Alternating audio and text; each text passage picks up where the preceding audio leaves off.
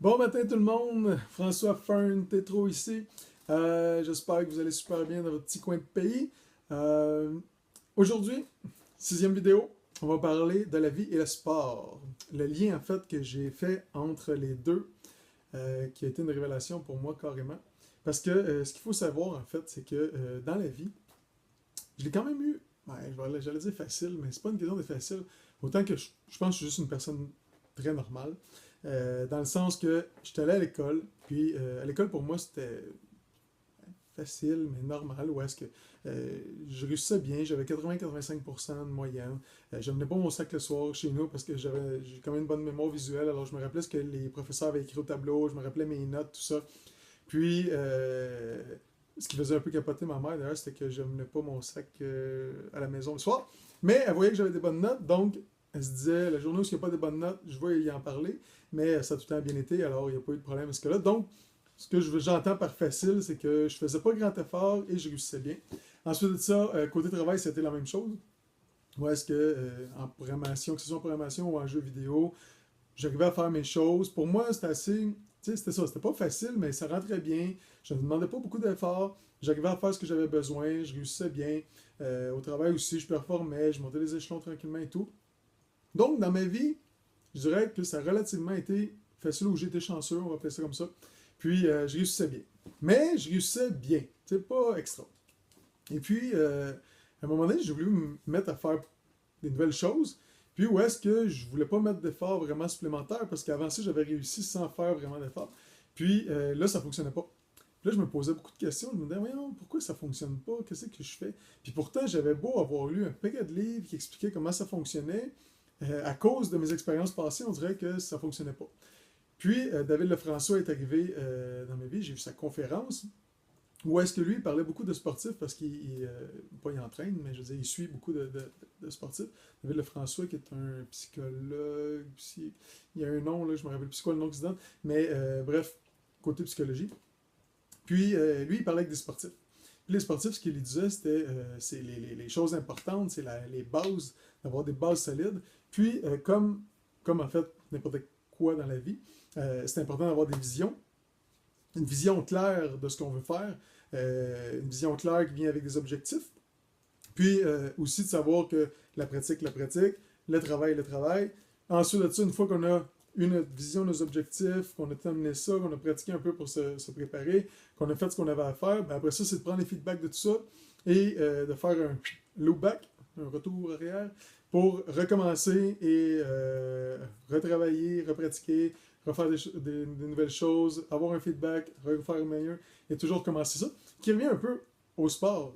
Tu sais, je veux dire, si on prend par exemple le golf ou le basket, n'importe quoi, ben, je veux dire, tu vas vouloir pratiquer tes bases, tu vas vouloir faire tes potes, pratiquer tes potes solides, mais tu vas vouloir tout le temps recommencer à pratiquer tes potes. Si tu vas dans le champ de pratique, tu vas vouloir aller taper des balles, pratiquer à taper des balles pour en envoyer tout un peu. Puis là, tu sais, on parle, c'est sûr que si vous êtes le golfeur du dimanche qui joue 2 fois par année, ben, c'est sûr que vous allez peut-être probablement pas pratiquer autant.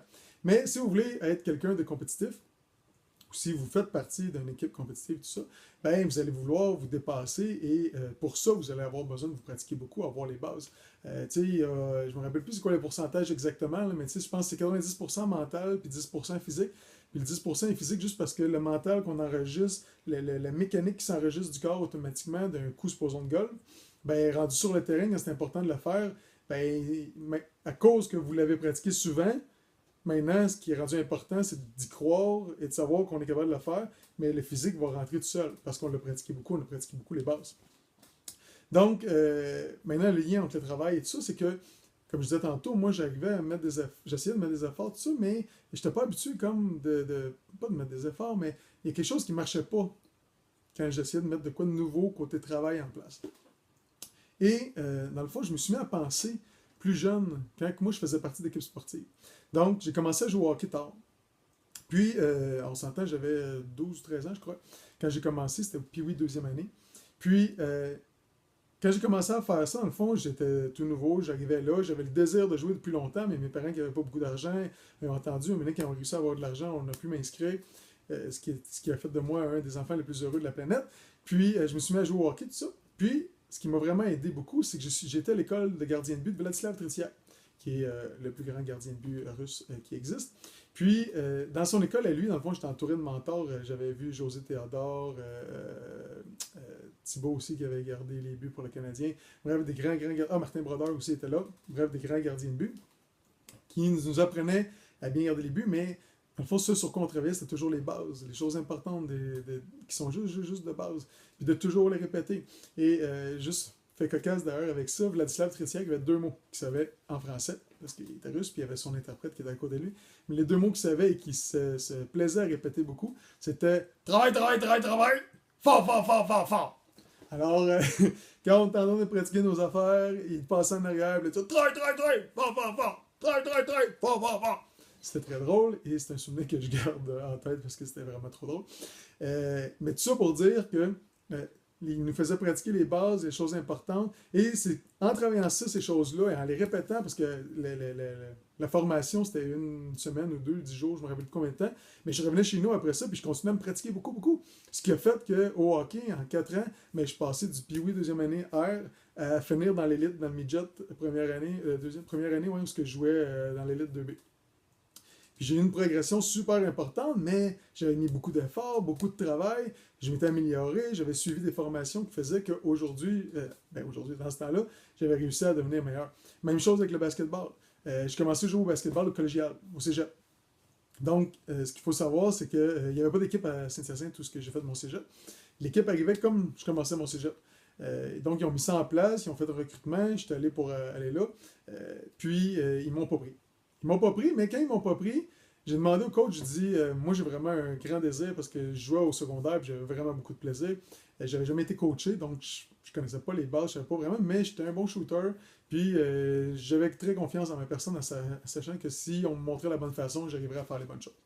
Donc je leur ai dit, laissez-moi pratiquer avec vous, puis je peux pas vraiment vous nuire, je veux juste être là pour vous aider. Puis si jamais maintenant il y a une place, puis vous me voyez, parce que pendant vos pratiques, vous allez peut-être me voir un peu, peut-être vous allez trouver que je m'améliore, ben peut-être vous me donnerez un t-shirt à un moment donné.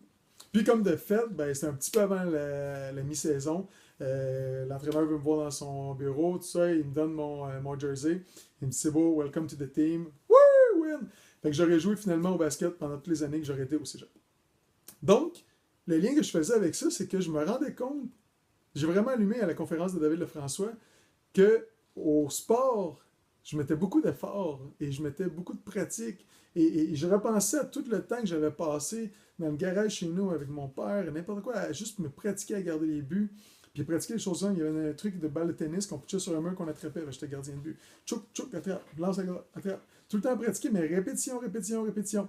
Puis je me rappelais la même affaire avec le basketball. Je disais le nombre de fois que je sortais dehors juste aller tirer des paniers, que je me mettais à un pied du panier, je tirais, je me reculais à 2 pieds, je tirais. Quand je ratais, je recommençais. Tout le temps, mais des choses de base super simples, mais ce qui a fait que je suis devenu un bon joueur après ça. Et là, quand j'ai fait le lien, je dis, my God, côté travail, j'ai jamais fait, travail ou n'importe quel projet que j'ai voulu partir, j'ai jamais mis autant d'efforts que j'en mettais dans le sport. Et là, ça a été littéralement une révélation parce que j'ai vraiment compris que c'était ça, la vie. Non, la vie par rapport à de nouveaux projets. Et donc, maintenant, mon approche face au projet est très, très, très différente parce que là, je me rappelle tous les efforts et toute la sueur que j'ai dépensée pour devenir la bonne personne que je suis devenue, bonne personne sportive. Donc, voilà, en fait, c'était un peu le lien que je voulais vous faire aujourd'hui par rapport à la réalisation que moi j'ai eue. Je ne sais pas si vous êtes sportif, je ne sais pas si vous avez fait partie d'équipes compétitives dans le passé, je ne sais pas si par rapport à vos nouveaux projets, vous mettez autant d'efforts, vous, au travail que dans le sport, mais personnellement, c'était vraiment une grande réalisation. Puis moi, ce que je me plais toujours à croire, c'est que si ça m'est arrivé à moi, ben ça peut arriver à d'autres. Donc, j'espère vraiment que c'est quelque chose qui va vous arriver. Puis, en fait, juste en terminant, ce que tout ça m'a amené à croire, qui est comme la petite coche de plus, ça je connaissais déjà parce que j'avais vraiment l'amour du sport, c'est que dans le fond, quand vous mettez de l'amour dans ce que vous faites, dans ce que vous êtes, ben naturellement, il y a de grandes choses qui se passent. Puis, tout est une question d'amour. Voilà. Tout est une question d'amour. C'est simple comme ça. Donc, c'était ça. Fait que j'espère que cette vidéo, une fois de plus, vous aura donné un petit coup de pouce. Et encore une fois, si vous pensez que ça peut aider quelqu'un, que vous savez qu'il est sportif et que ses projets ne fonctionnent pas, ben go, partagez-lui, vous serez le héros parce que dans le fond, vous aurez fait comprendre à cette personne-là la possibilité de devenir une meilleure personne, puis ce sera grâce à vous, c'est vous qui aurez fait le partage. Alors, je vous remercie d'avance. J'espère vraiment que ça va vous aider à réaliser vos projets, puis ce sera le petit coup de pouce qui va vous faire avancer et devenir une meilleure personne. Puis, ben voilà, je vous souhaite une excellente journée. Je vous remercie beaucoup. À bientôt.